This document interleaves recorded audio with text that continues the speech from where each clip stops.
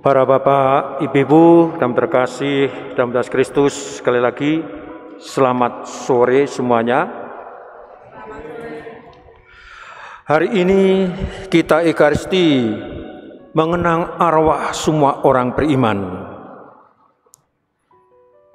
Berbicara tentang mengenang arwah semua orang beriman, saya diperkenalkan dengan tradisi ini sejak saya masih sangat kecil. Dulu saya masih kecil, belum komuni pertama. Tetapi orang tua saya bersama kakak-kakak dan adik saya diperkenalkan dengan tradisi ini. Tradisi mengenang arwah semua orang beriman. Yang diperkenalkan oleh orang tua saya tentang mengenang arwah semua orang beriman ini, tiap 2 November kami diajak Ekaristi, di mana Ekaristi dilangsungkan di balai pertemuan samping pemakaman milik kampung itu.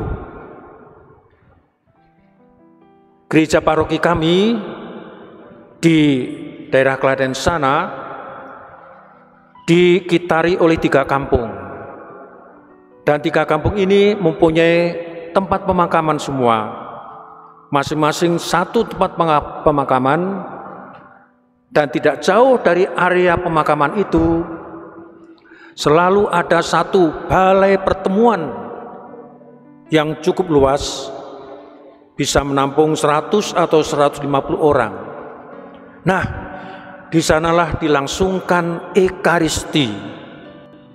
Ekaristi 2 November untuk mengenang para arwah.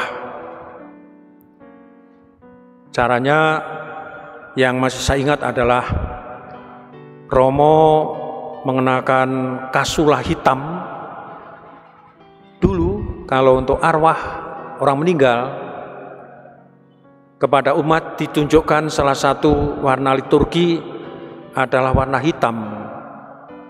Maka kalau membuka kalender liturgi ada singkatan warna. Warna H untuk hijau, P untuk putih, M untuk merah, U untuk ungu, lalu ada singkatan HT, itu hitam.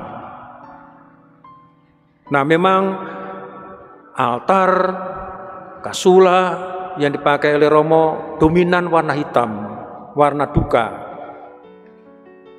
Ekaristi dilangsungkan di balai pertemuan itu.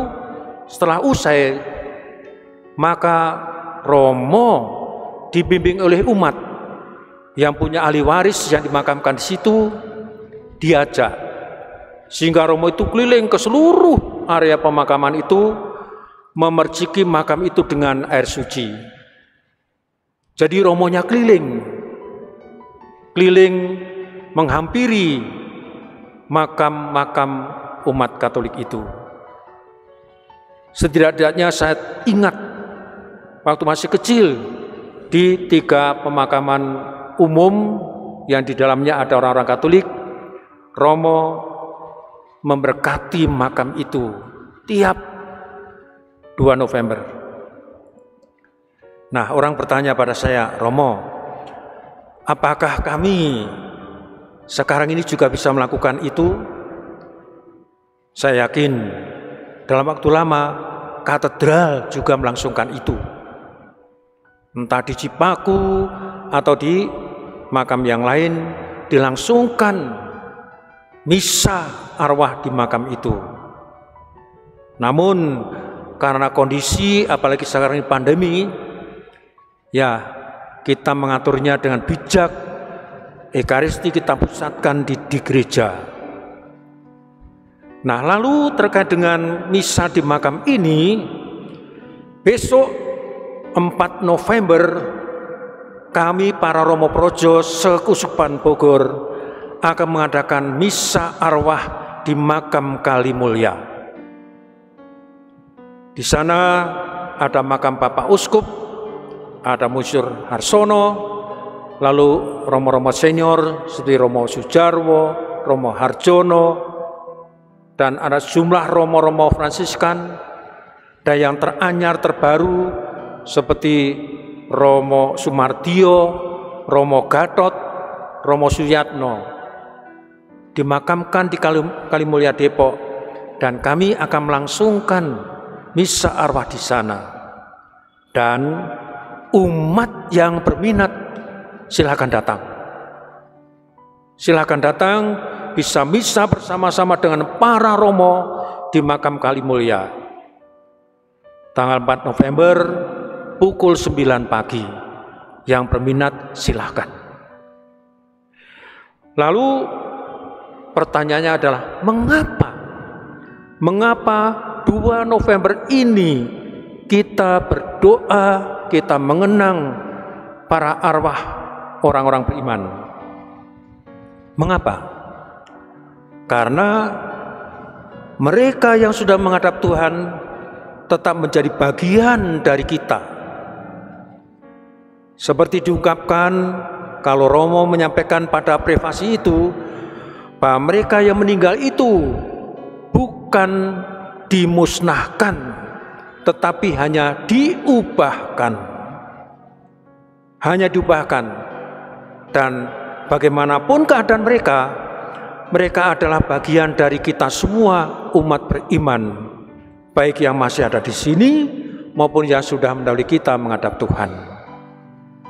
Maka kita merayakan, mendoakan, mengenang mereka semua. Seperti dalam kitab Makabi disebutkan bahwa mengenang, mendoakan, mempersembahkan sesuatu yang dikirim kepada mereka yang sudah menghadap Tuhan adalah sebuah tindakan, suatu perbuatan yang saleh. Maka kalau sekarang ini saya melihat Bapak, Ibu, Saudara-saudariku, 2 November mengkhususkan datang ke gereja untuk mendoakan mereka, ini adalah tindakan yang saleh. Nah, apa alasan-alasan lain bahwa kita mendoakan mereka? Saya akan menyebutkan paling tidak 3 alasan mengapa kita mendoakan mereka. 1, kita mendoakan mereka, para arwah semua orang beriman yang telah mendahului kita, karena mungkin mereka waktu menghadap Tuhan dalam keadaan belum sempurna, dalam keadaan masih berdosa. Yang bersangkutan mungkin tidak bersiap-siap sungguh, karena datangnya Tuhan tidak ia ketahui, tidak ia sangkakan, sehingga mungkin belum ada persiapan. Maka kalau dia masih ada dalam keadaan dosa, mari kita mendoakannya. Siapa mereka? Bisa jadi orang tua kita, opa oma kita, kakak-kakak kita, adik-adik kita, atau mungkin pasangan hidup kita. Kita doakan supaya mereka ditebus dosa-dosanya, dihapuskan dosa-dosanya. Nah, itu alasan yang pertama. Lalu alasan yang kedua, bisa jadi saat ini mereka itu masih berada di api pencucian. Berada di api pencucian. Ada banyak hal yang diharapkan mereka yang masih di api pencucian itu. Mereka ingin didukung, dikirim oleh kita. Dukungannya atau kiriman yang mereka harapkan, mereka tidak butuh ya dikirimin HP baru, HP yang terbagus itu. Bukan. Mereka tidak juga membutuhkan sebutkanlah jenis mobil yang termutakhir, bukan. Mereka juga tidak membutuhkan sebutkanlah rumah yang megah, yang bagus, juga bukan. Tapi yang mereka perlukan ketika mereka masih di api pencucian itu adalah dukungan doa-doa kita. Kita mendoakan mereka. Itu. Lalu mengapa kita tetap mendoakan kita terus? Mereka kita doakan terus. Mereka kita doakan dalam kesempatan seperti 2 November ini, karena ini merupakan wujud cinta abadi kita kepada sanak saudara kita. Kita ini terlahir dalam suatu keluarga ya, dari rahim yang sama, dari kandungan ibu. Maka di sana seperti ada benih persaudaraan abadi, benih cinta abadi yang tak terputuskan. Maka kesinambungan seseorang setelah meninggal pun, setelah menghadap Tuhan pun diajakkan untuk kita bentuk, kita tempuh dalam doa-doa kita.